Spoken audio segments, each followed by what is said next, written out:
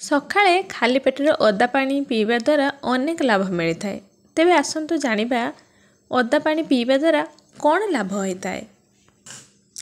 ଆୟୁର୍ବେଦରେ ଅଦାକୁ ସବୁଠାରୁ ଗୁରୁତ୍ୱପୂର୍ଣ୍ଣ ଜଡ଼ିବୁଟି ଭାବରେ ଗଣାଯାଇଛି।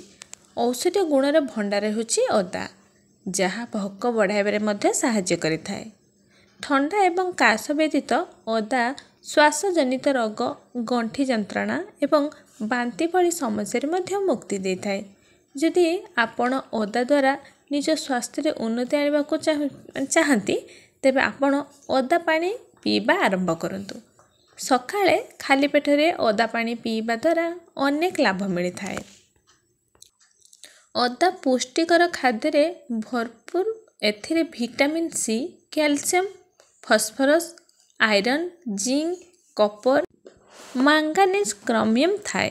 ଅଦା ପାଣିରେ ଜିଙ୍କ୍ର ଏକ ଉତ୍ତମ ଭାଗ ରହିଥାଏ, ଯାହା ଶରୀରରେ ଇନ୍ସୁଲିନ୍ କ୍ଷରଣ ବଢ଼ାଇଥାଏ ଏବଂ ରକ୍ତରେ ସୁଗାର ଲେବୁଲକୁ କମ୍ କରିବାରେ ସାହାଯ୍ୟ କରିଥାଏ।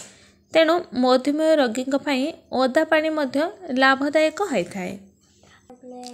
ଯଦି ଆପଣ ଶୀଘ୍ର ଓଜନ ହ୍ରାସ କରିବାକୁ ଚାହୁଁଛନ୍ତି, ଏହିପରି ପରିସ୍ଥିତିରେ ଖାଲି ପେଟରେ ଅଦା ପାଣି ପିଇବା ଆପଣଙ୍କ ମେଟାବଲିଜମ୍ ତ୍ୱରାନ୍ୱିତ ହେବା। ଯେତେବେଳେ ଆପଣଙ୍କ ମେଟାବଲିଜମ୍ ସଠିକ୍ ଭାବରେ କାମ କରେ, ଦିନସାରା ସାଧାରଣ କାର୍ଯ୍ୟ କରିବା ସମୟରେ ମଧ୍ୟ କ୍ୟାଲୋରି ବର୍ଣ୍ଣ ହୋଇଥାଏ, ଯାହା ଚର୍ବିକୁ ଶୀଘ୍ର ହ୍ରାସ କରିବାରେ ସାହାଯ୍ୟ କରେ।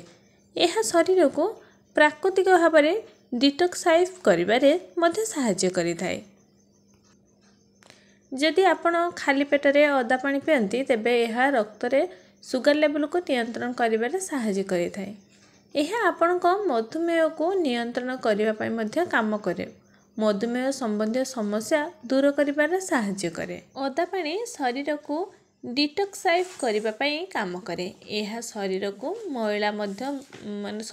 ଆପଣଙ୍କର ମଇଳା ମଧ୍ୟ ବାହାର କରିଥାଏ।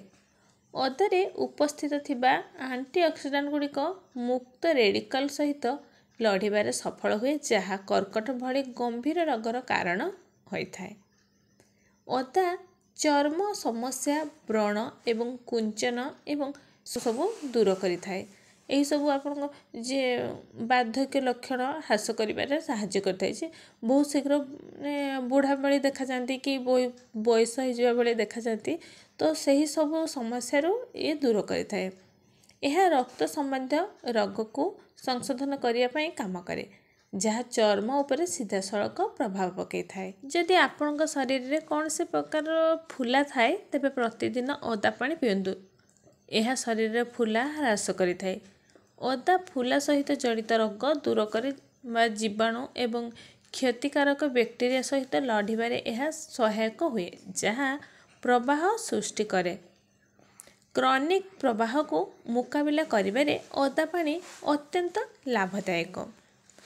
ଖାଲି ପେଟରେ ଅଦା ପାଣି ପିଇବା ହଜମ ପ୍ରକ୍ରିୟାକୁ ମଜବୁତ କରିଥାଏ। ଅଦା କୋଷ୍ଠକାଠିନ୍ୟ, ଫୁଲିବା, ବାନ୍ତି, ଝାଡ଼ା ଭଳି ସମସ୍ୟା ଦୂର କରିବାରେ ଅଦା ପାଣି ଏକ ଗୁରୁତ୍ୱପୂର୍ଣ୍ଣ ଭୂମିକା ଗ୍ରହଣ କରିଥାଏ। ଏହା ବ୍ୟତୀତ ଏହା ଶରୀରରୁ ଖରାପ କୋଲେଷ୍ଟ୍ରଲ ବାହାର କରିବାରେ ମଧ୍ୟ ସାହାଯ୍ୟ କରିଥାଏ। ହୃଦ୍ଘାତ ଏବଂ ଷ୍ଟ୍ରୋକ୍ ଭଳି ରୋଗ ଆଶଙ୍କା ହ୍ରାସ କରିବା ସହିତ ଏହା ହୃଦୟ ସମ୍ବନ୍ଧୀୟ ରୋଗର ଆଶଙ୍କା ମଧ୍ୟ ହ୍ରାସ କରିଥାଏ।